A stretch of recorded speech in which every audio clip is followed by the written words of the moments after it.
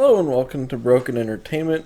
So today I want to talk about Disney Plus and its subscriber loss. A lot of people are making a big deal out of this, and it's not a small thing to be sure, but there's more to it on the surface. It's easy to look at the numbers, in a big headline and say, oh, Disney Plus is losing all these numbers because they're not doing a very good job with their shows. They haven't created enough content that people want to watch. People are mad about the way Star Wars is being written, etc., etc., etc. But that actually kind of doesn't hold water the way people might want it to. And let's go ahead and get into that. So this is on IndieWire. So the Disney streaming service lost 4 million overall subscribers in the company's fiscal second quarter after losing 2.4 million subs in quarter one. So you're looking at a total now of 6.4 million losses, which is not insignificant, but let's... all told, the company now has 231.3 million total streaming subscriptions, counting Disney Plus Hotstar, which led the losses, Hulu, and ESPN Plus. Netflix ended the same quarter with 232.5 million global paid subscribers, which means as of March 31st, 2023, Netflix is again the undisputed streaming king in terms of subscriptions, though Amazon might like a word. So the thing about this Amazon might like a word thing, Amazon subscriptions come from having Amazon Prime. And a lot of people are going to have that and not even be aware that they have Amazon Prime Video. It just comes with it. Nobody's signing up for Amazon Prime just to get Amazon Prime Video. So that's kind of a misleading thing. I suspect their numbers are pretty high if you just count Amazon Prime subscribers, but that doesn't work, But I did want to point out here, so Netflix is at the top, and you've got Hulu at number 2 in revenue, number 5 in subscribers, Disney Plus at 3 and 2. HBO Max, Discovery Plus, so Max now is what they're being called, 4th in revenue, 3 in subscribers. So the reason HBO Discovery, HBO Max is in this position is simply the quality of content and the diversity of content. You've got Discovery stuff in there, you've got HBO stuff in there, you've got Warner Brothers stuff in there. You've got a wide variety of things with highly rated shows, both past and present. I mean, you had House of the Dragon on there. So it's got a lot of draw and a lot of people that want to watch it. Even though its menu system is, let's say lackluster. But for what is the youngest service on here, it's doing quite well. Paramount Plus, number 5 in revenue, number 4 in subscribers. That's not surprising. And you've got Peacock. So Disney's total portfolio had previously surpassed Netflix's subscriber count. But Disney's total portfolio is Disney Plus, Hulu, and ESPN Plus. This is going to change. We've already heard that Disney Plus and Hulu are going to merge. Look for ESPN to join that in the near future too, because people just aren't in the position right now economically to say, oh, I want to have Disney Plus, and I want to pay for Hulu, and I want to pay for ESPN Plus, and I want to pay for HBO Max, and I want to pay for Netflix. And these companies need to just have, if you're going to have your own streaming service, have one. Because they're spreading out their subscribers, right? And if they put everybody on one platform, charge one fee, you're going to draw more people, you're going to have a greater diversity of content, you're going to have a greater depth of content. That's Disney Plus's problem right now. They've got a lot of stuff, but there's not a lot of depth. You have the classic movies, which a lot of people aren't going to subscribe necessarily to Disney Plus purely for the classic movies, because a lot of people already own the classic movies. And then, your kids grow up and you stop watching it, etc., etc. Then you got Star Wars, most of which is old. You got the movies, the Clone Wars, and so on. Then you've got Marvel, most of which, again, is old. There's a lot there, but it's not watch value. It's like, oh, hey, I want to go watch Iron Man. You're not watching a show. You're not getting on there all the time to watch a show like House of the Dragon. You're getting on there to watch one thing and leave. And eventually you just drop the channel because you're like, why do I have this? I watch like one thing on here every now and then, and then I don't use it.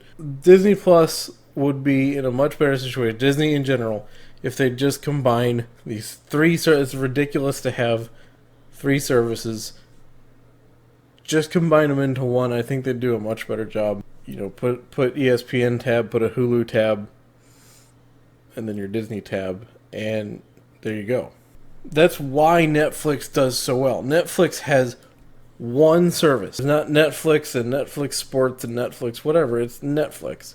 And then they have an enormous quantity of content and an enormous depth of content with some pretty good quality stuff on there.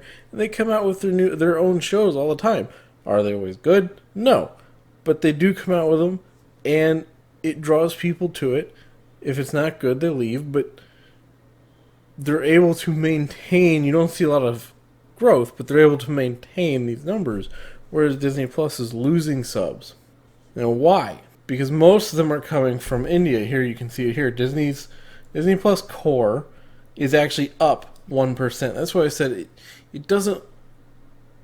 The numbers look bad, where you're like, aha, it's Disney's, woke activities that are making this subscriber count go down. But when you dig into it, actually, the core Disney Plus, that actually went up. Their losses are coming from Disney Plus Hotstar. Disney Plus Hotstar is their service in India, and that's down 8%. So most subscriber losses come from Disney Plus Hotstar, the name of the very low revenue generating Disney Plus in India and Southeast Asia. Core Disney Plus did lose 300,000 subscribers in the US and Canada. So I don't know how it's up 1%, but anyway, it's not a high enough percentage point to be like, aha! And excluding Disney Plus Hotstar, the service grew 2% internationally, and that's where that kind of balances out to be a growth of 1%. Hotstar has been hurting since Disney Plus lost cricket rights. That's what happened. Cricket, of course, is huge in India, and they had the rights to stream the big cricket matches, and then they lost them to Paramount Plus, of all people, and a local Indian company. And people in India have just been dropping them like crazy because there's nothing there. Which we just talked about. There's stuff, and there's stuff people like, but there's nothing that keeps you on the service. There's no House of the Dragon. There's no Yellowstone. There's just stuff. And occasionally they spit out a Marvel TV show and nobody watches it because it's all uninteresting characters. You did a show about, Black Widow, and say you didn't make the stupid mistake of killing her off in the movies, all of a sudden you probably have people. But they don't go that route. They do Ms. Marvel, nobody cares. They do Wanda, nobody cares.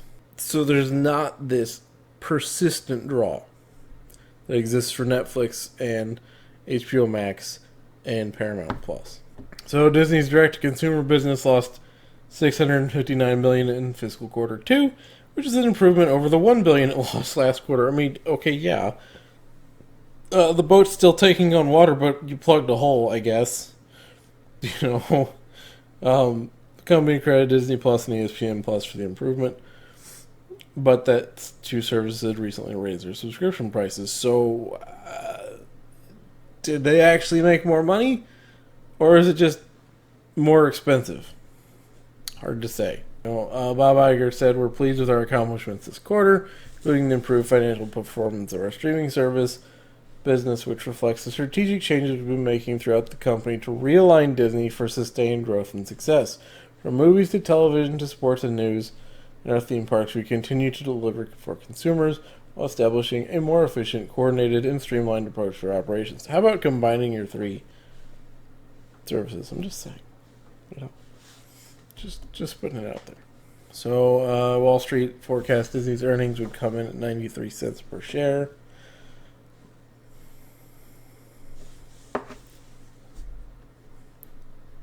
than you have the movies. So Disney's media and entertainment business combined for a 42% loss in operating income. The studio's big second quarter theatrical release was Ant-Man and the Wasp: Quantumania, which nobody watched. Proved to be a disappointment at the box office. Thankfully, there was carryover success from Avatar: The Way of Water. There wasn't a whole lot to speak about in terms of series. The Mandalorian Season 3 came out, and a bunch of people were disappointed. Then they get kind of excited here and say that the current quarter should stand on its own 2 feet with Guardians of the Galaxy Volume 3. Except that's disappointing now as well, and not making as much money, anywhere near as much money as they thought. So far, it hasn't broken even. Sure it will. The Little Mermaid, that's either going to make a whole bunch of money by people who are like, oh, The Little Mermaid, I need to go see The Little Mermaid. Or it's not going to make anything because people are going to look at it and go, wow, that's dark and creepy looking and weird.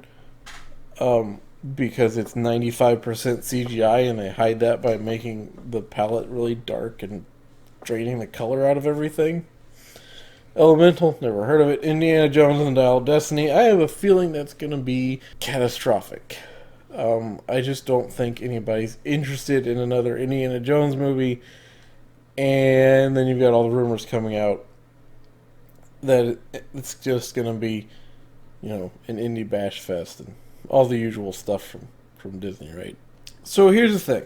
Most of the losses come from not having cricket. And I'd like to say, hey, look, they're losing money because people are finally saying, oh, enough is enough. I'm tired of your nonsense. But it's not happening. Now, I do think it is happening with the movies on the Marvel side. I think people are tired of bad movies. You can, people say what they want about superhero fatigue. I really think it's just people are tired of bad movies, and the Marvel movies haven't been good in a while. But yeah, don't jump with excitement or sadness if you're a Disney Plus fan. This is about cricket. It's not about the culture war. And it's not about Disney's practices. I suspect strongly that eventually Disney Plus will make money. I suspect strongly they will eventually combine Hulu, ESPN, and Disney Plus. There's just a huge amount of people out there that see Disney and they think Pocahontas and they think Mulan and they think all these classical movies and they think of the Disney of their youth, while being wildly unaware of what Disney's doing.